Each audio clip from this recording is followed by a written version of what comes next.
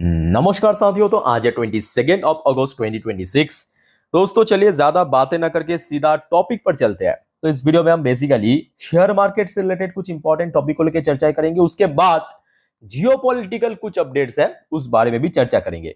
वैसे दोस्तों क्या आपको पता है कि आप अगर इस चैनल की मेंबर्स रहा तो आपका जितने भी कमेंट आएगा, जितने भी क्वेश्चन आएगा वीडियो के नीचे, उसका मैं रिप्लाई दे दूंगा डायरेक्टली। उसके लिए सिर्फ आपको ज्वाइन बटन को प्रेस करके मेंबरशिप लेना है, जो कि शुरुआत होता है ओनली 59 रुपीज। और आई थिंक आज की डेट में 59 रुपीज हर कोई अफोर्ड कर सकता है। स्पेसिफिकली पोर्टफोलियो रिव्यू करने के लिए दोस्तों प्लैटिनम कार्ड जरूर लेना। ओके, चलो शुरुआत करते हैं। सबसे पहला टॉपिक दोस्तों एक मार्केट चार्टिस्ट सुदीप शाह की तरफ से आया है स्टेटमेंट।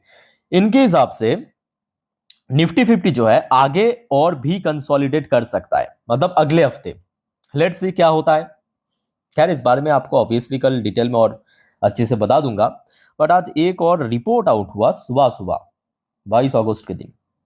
तो आपको तो ये पता ही होगा कि पिछले फाइनेंशियल ईयर यानी फाइनेंशियल 26 एक्चुअली इंडियन मार्केट के लिए उतना बढ़िया नहीं था। सबसे पहली बात, एफआईएस ने खूब बेचा, बहुत सारे रीजन है, उतना डिटेल में हम नहीं जाएंगे। बेसिकली डेटा में ये दिखाया गया है कि एफआईएस ने टोटल 1.81 लाख करोड़ बेचा है। बट डीआईएस ने दूसरी तरफ, मतलब एफआईएस जितना बेचा है उससे लगभग 347% खरीदा है डीआईएस ने। बट यहां पे तो दोस्तों दिक्कत है। क्या दिक्कत है पता है? कि डीआईएस के खरीदने से कुछ नहीं होगा, होगा तो एफआईएस की खरीदने से। एफआईएस भले ही 10,000 करोड़ खरीदा तो भी बढ़िया है, और डीआईएस भले ही 3.5 गुना 4.5 गुना ज्यादा खरीदा एफआईएस से, उतना ज्यादा इंपैक्ट नहीं रहेगा। तो एफआईएस की खरीदारी सबसे ज्यादा इंपॉर्टेंस है। क्यों इंपॉर्टेंस है? क्योंकि एफआईएस जब खरीदते हैं वो दोस्तों डॉलर आते हैं कहाँ पे? भारत में। ठीक है, तो याद याद रखना। जिस वजह से आपको मैं दिखाता हूँ ना हर रोज रात की 10:30 के वीडियो में कि एफआईएस ने इतना खरीदा इतना बेचा, उसी वजह से। अच्छा, एक और रिपोर्ट आप जरा देखिए। Regulator authorities 1800 kilometre LPG pipeline network in ₹7,000 push for energy security. चलो बहुत बढ़िया। नेक्स्ट रिपोर्ट निकल के आ रहा है आपके भारत और मॉरिशस के बीच। भारत मतलब India and Mauritius sign long term fuel supply pact Indian Oil Corporation यानी IOC to meet entire import requirement. और ये दोस्तों बहुत इंपॉर्टेंट है, ध्यान से मेरी बात को सुनना। यहाँ पे भारत और मॉरिशस के बीच एक बहुत ही क्रूशियल एग्रीमेंट साइन हुआ। उस एग्रीमेंट के तहत तो आपको तो ये पता ही होगा कि भारत अपने जरूरत के 90% जो तेल है, मतलब कच्चा तेल क्रूड ऑयल, वो बाहर से खरीदता है यानी इंपोर्ट करता है। तो यही मैं कहूँगा भारत की एक बहुत बड़ी नेगेटिव पॉइंट है कि भारत कहीं ना कहीं दूसरे देशों के ऊपर इस मुद्दों पे स्पेसिफिकली डिपेंडेंस है। ठीक है, अब स्टेट ऑफ हॉर्मुज बंद, वो रूट बंद, सप्लाई टोटल बंद हो रहा है। तो भारत जो कि अभी कोशिश कर रहा है और कुछ देशों से हम खरीद लिए तेल। तो आईओसी यानी भारत की जो एक one of the most important refinery है इंडियन ऑयल कॉर्पोरेशन, वो दोस्तों ये इंपोर्ट करेगा मॉरिशस से। तो इसके ऊपर यहाँ पे basically long term deal sign हुआ है भारत और मॉरिशस के बीच। अच्छा, एक रिपोर्ट आज आउट हुआ है प्रॉप टाइगर की तरफ से। बेसिकली एक काइंड ऑफ एजेंसी कह सकते हो। इस एजेंसी की रिपोर्ट के अनुसार कि housing sales fell 6% to 91,729 unit across 8 major cities in Q2 2026। Let's say आप देखिए, ये एग्जैक्ट तो डेटा नहीं है, ये बेसिकली एक रिपोर्ट की तरह, मतलब प्रॉप टाइगर की स्टडी के रिपोर्ट के अनुसार ये हुआ है। लेट्स सी अल्टीमेटली क्या होता है, तो वो कहीं ना कहीं रियलिटी सेक्टर पे इंपैक्ट पड़ेगा। अच्छा, नेक्स्ट एक और रिपोर्ट आप जरा देखिए। India get $72.8 billion in dollar inflow under RBI swap facility. अच्छा, रिसेंटली दोस्तों आपको पता होगा आरबीआई ने बहुत सारे रूल्स एंड रेगुलेशन चेंज किया है, बहुत सारे एक्स्ट्रा चीज ऐड किया। उसमें आरबीआई की जो स्वैप फैसिलिटी है जिसके थ्रू भारत में $72.8 बिलियन की इनफ्लो हमें देखने को मिला, जो कि आउटस्टैंडिंग इनफ्लो आप कह सकते हो। ठीक है, अच्छा नेक्स्ट रिपोर्ट आप देखिए, ये काफी इंपॉर्टेंट है। इंडिया में at 45 to 50 gigawatt renewable capacity annually over next 2 years। तो अगले 2 साल के लिए दोस्तों ये रिपोर्ट आया है। अगले 2 साल के प्रत्येक साल भारत जो है 45 से लेके 50 गीगावाट रिन्यूएबल कैपेसिटी दोस्तों बिल्ड कर सकता है, बना सकता है। ठीक है, तो जिस वजह से आपको मैं बार बार कहता हूँ कि देखिए कुछ सेक्टर्स है जिसको कभी इग्नोर मत करना। AI, data centre, chemical sector वो तो है, उसके साथ साथ डिफेंस सेक्टर, रिन्यूएबल सेक्टर, भले ही अभी देखिए इस सेक्टर की बहुत सारे शेयर्स या स्टॉक्स नीचे चल रहा है, but does not matter, long term view से ग्रोथ काफी अच्छा है। अच्छा, एक और इंपॉर्टेंट रिपोर्ट आप देखिए भारत की विदेश मंत्री एस जयशंकर साहब की तरफ से, EAM Jaishankar to visit Russia on 23 to 24 August. ये इंपॉर्टेंट है दोस्तों, क्योंकि जयशंकर साहब की विजिट के ऊपर बहुत कुछ डिपेंड कर रहा है, बहुत सारे जियोपॉलिटिक्स यहाँ पे काम करेगा, बहुत सारे एग्रीमेंट भी हो सकता है। लेट्स सी आउटकम क्या निकला है 23 से लेकर 24 की जो विजिट रहेगा जयशंकर साहब की। ठीक है, अच्छा दोस्तों आगे बढ़ते हैं, नेक्स्ट जियोपॉलिटिकल टॉपिक और हम चर्चा करेंगे, पर उसके पहले एक छोटा सा रिक्वेस्ट आप सभी को करूंगा। दोस्तों काइंडली आप चैनल को सब्सक्राइब कर लेना सर, अगर आपने अभी तक नहीं किया या आप इस चैनल पे नए हो तो। और उसके साथ साथ दोस्तों, क्योंकि कल छोड़ परसों फिर से बाजार ओपन होगा, तो कल रात की 10:30 की वीडियो, मतलब एग्जैक्टली सेम टाइम की वीडियो जो मैं अपलोड करूंगा, जिस पर हम नेक्स्ट डे मार्केट प्रिडिक्शन, मतलब नेक्स्ट डे सोमवार बाजार किस तरह मूव करेगा, पूरे दिन शेयर बाजार की अपडेट, मार्केट की अपडेट, सब आपको मैं दे दूंगा पाई टू पाई। ठीक है, सिर्फ आप देख लेना, चैनल को सब्सक्राइब भी करके रखना और पास में जो नोटिफिकेशन बेल आइकन है इसको प्रेस जरूर करना, ताकि हर एक वीडियो की नोटिफिकेशन कल जल्द से जल्द आप तक पहुंच सके। अच्छा दोस्तों, अब आ जाइए जियोपॉलिटिकल कुछ अपडेट। सबसे पहला अपडेट आ रहा है स्टेट ऑफ हॉर्मूज को लेके। देखिए स्टेट ऑफ हॉर्मूज पे अभी तो बंद है, ठीक है, यूएस की तरफ से ब्लॉकेट, दूसरी तरफ ईरान की तरफ से ब्लॉकेट। कोई अगर वहां से गुजरने की कोशिश कर रहा है, सीधा सीधा स्ट्राइक हो रहा है उस शिप्स के ऊपर।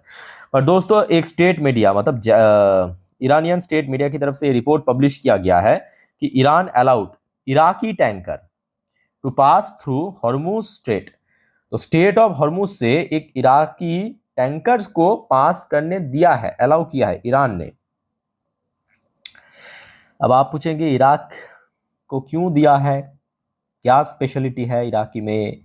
ईरान और इराक दोस्तों एक तो नेबरहुड कंट्री है, उसके साथ साथ अच्छा दोस्त भी है, मतलब जियोपॉलिटिकल पॉइंट ऑफ व्यू से। तो जिस वजह से यहाँ पे जो इराकी ऑयल टैंकर है उसको परमिशन दिया है ईरान ने कि आप यहाँ से जा सकते हो। ये सैटरडे आज की एकदम लेटेस्ट अपडेट है। अच्छा फिर आ जाइए एक और इंपॉर्टेंट रिपोर्ट, ये थोड़ा सा डिफरेंट काइंड ऑफ रिपोर्ट है। डिफरेंट काइंड ऑफ रिपोर्ट दोस्तों क्या क्यों है, अच्छा एक बार मैं आपको थोड़ा स्टोरी समझा देता हूँ। देखिए ये जो पिछले मंगलवार मतलब ट्यूसडे क्या हुआ था, इजराइल की तरफ से सीरिया के ऊपर एक स्ट्राइक किया था, अच्छी बात है किया था। फिर उस स्ट्राइक को ना यूएस ने एक्चुअली क्रिटिसिज्म किया था। तो ये तो आपको पता है कि देखिए आज की डेट में यूएस और इजराइल के बीच रिलेशन बढ़िया नहीं, मतलब बढ़िया छोड़िए उतना अच्छा नहीं है, ये बात सही है। और जिस वजह से यूएस की जो भी एक्शन है ना उसको इजराइल सपोर्ट कर रहा है, सेम टू सेम इजराइल की जो भी एक्शन है उसको यूएस भी सपोर्ट नहीं कर रहा है। तो इजराइल ने जो सीरिया के ऊपर हमला किया था, स्ट्राइक किया था लास्ट मंगलवार की मैं बात कर रहा हूँ, जिस चीज को एक्चुअली यूएस ने क्रिटिसिज्म किया था कि भाई क्या जरूरत है बेफालतू वहां पे लड़ने की, फिर से एक नया चिंगारी से आग पैदा करने की। ठीक है, तो आज क्या किया इजराइल ने, एक और स्ट्राइक कर दिया। Israel conduct fresh strike in Syria after US criticism. तो यूएस क्रिटिसिज्म करने के बाद इजराइल ने कहा अच्छा हमको क्रिटिसाइज करना, लो एक और स्ट्राइक। ये देखिए Israel carried out a fresh strike in Syria on Saturday, मतलब आज सैटरडे के दिन, and lambasted US envoy Tom Barrack for criticizing an earlier attack an airbase in the north east which Israel has accused Turkey of seeking to use. Clear, उधर भी थोड़ा सा गड़बड़ चल रहा है। अब आ जाइए हमारे ईरान और यूएस मुद्दों पे। ये आज रात 8:10 की अपडेट है। न्यूज क्या है, Iran claim नेवर्स seek new security order से US put allies at risk for Israel. अच्छा यहाँ पे दोस्तों आपको समझने की आवश्यकता, ये बात सच है कि देखिए अभी मिडिल ईस्ट गर्म है, गर्म हो चुका है। ठीक है, और देखिए जंग तो चल रहा है यूएस और ईरान के बीच, जंग चल रहा है यूएस और ईरान के बीच, और उसके साथ साथ जो एंटायर रीजन है, मतलब जहां जहां पे यूएस की मिलिट्री बेस है सबको ईरान निशाना बना रहा है, तो मतलब खतरा है। चाहे सऊदी की बात करें, यूएई की बात करें, कतार की बात करें, दुबई की बात करें, टोटली आप कह सकते हो खतरा है। तो बेसिकली ईरान ने यही क्लेम किया है कि देखिए हमारे जो नेबर्स है, मतलब गल्फ कंट्रीज है, उनको चाहिए एक नया सिक्योरिटी ऑर्डर ताकि वो सुरक्षित रहे।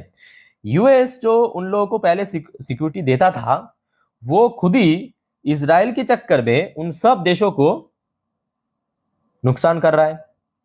तो ये ईरान की तरफ से क्लेम किया है। तो बेसिकली ईरान चाहते हैं वो उस रीजन पे, मतलब सऊदी, यूएई, ये जो टोटल गल्फ रीजन है, अपना दबदबा। कौन चाहते हैं? ईरान। और दूसरी तरफ यूएस चाहते हैं अपना दबदबा। तो वही इस चीज को लेके अभी मुद्दा चल रहा है, स्टेट ऑफ हॉर्मूज, ये सब तो उसी का ही परिणाम है। अच्छा, फिर आ जाइए एक और इंपॉर्टेंट रिपोर्ट अब ट्रम्प की तरफ से। Trump economic isolation plan risk Iran strike across gulf. ये आज रात 9:39 की एकदम फ्रेश अपडेट आप कह सकते हो, 1 घंटा पहले की, 1 घंटा भी पूरा नहीं हुआ एक्चुअली। तो अब एक और न्यूज निकल के आ रहा है। ये जो डोनाल्ड ट्रम्प या यूएस बार बार कह रहा है कि हम इसराइल को इकोनॉमिकली चौपट कर देंगे, फ्रेश सैंक्शन इंपोज करेंगे, टफ से टफ एक सैंक्शन डालेंगे, वो कहीं ना कहीं देखा जाए फिर से इस वॉर को दोस्तों शुरुआत कर सकते हैं। ऐसा क्यों? क्योंकि रिपोर्ट में कहा गया कि अगर ऐसा कर दिया ट्रम्प ने, ईरान को टफेस्ट सैंक्शन डाल दिया, तो ईरान कहीं ना कहीं अक्रॉस गल्फ, मतलब अभी जो मुद्दा चल रहा है एंटायर गल्फ पे, उसके बाहर भी जा सकता है मुद्दा। मतलब मिसाइल स्ट्राइक कर सकता है यूरोप पे या आसपास की और भी देशों में। ठीक है। अच्छा, एक और रिपोर्ट दोस्तों आप थोड़ा सा देख लीजिए, जस्ट अ मिनट। अच्छा, यूएस की state secretary Marco Rubio to visit India again in October से एनवॉय सेर्गियो गौर। तो यूएस की जो एनवॉय है भारत में बैठा सेर्गियो गौर, उनकी तरफ से कंफर्म किया यूएस की स्टेट सेक्रेटरी मार्को रूबियो जो अगले अक्टूबर है, अगले मतलब नेक्स्ट मंथ, उसके बाद अक्टूबर पे भारत में आएंगे। ठीक है। सो देखिए इतना ही दोस्तों न्यूज़ है। कुल मिला के बात ऐसा है कि अभी भी तू मैं चल रहा है और टोटली अनसर्टेन है, कभी भी कुछ भी हो सकता है। अभी तक ट्रम्प ने कोई सैंक्शन नहीं इम्पोज किया ईरान के ऊपर, पर इसका कोई मतलब नहीं है कि कल नहीं करेगा, कल भी कर सकते, कुछ भी हो सकता है। ठीक है। बट उसके साथ साथ दोस्तों ये भी सच है कि जब तक ना फिर से कोई बहुत बड़ा स्ट्राइक या हमला हो जाए, तब तक आपको उतना ज़्यादा टेंशन करने की ज़रूरत नहीं है। मार्केट में जैसे जैसे करेक्शन हो रहा था पिछले 2 दिन पे, थोड़ा थोड़ा ग्रेजुअली रिकवर हो रहा है। आशा रखता हूँ अगर सोमवार सुबह तक ऐसा ही माहौल रहा तो कहीं ना कहीं एक और अटेम्प्ट ले सकता है निफ्टी 50 या बाकी एंटायर मार्केट ऊपर की तरफ बढ़ने के लिए। ठीक है। तो इस बारे में और डिटेल में आपको मैं कल रविवार के हर एक वीडियो में जानकारी दे दूंगा। सिर्फ साथियों आप चैनल को सब्सक्राइब करके रखना जरूर और पास में नोटिफिकेशन बेल आइकन को प्रेस जरूर करना और वीडियो अच्छी लगे तो लाइक जरूर करना। सो वाइंड अप करता हूँ वीडियो को, मिलता है नेक्स्ट वीडियो में। टेक केयर, बाय बाय, जय हिंद।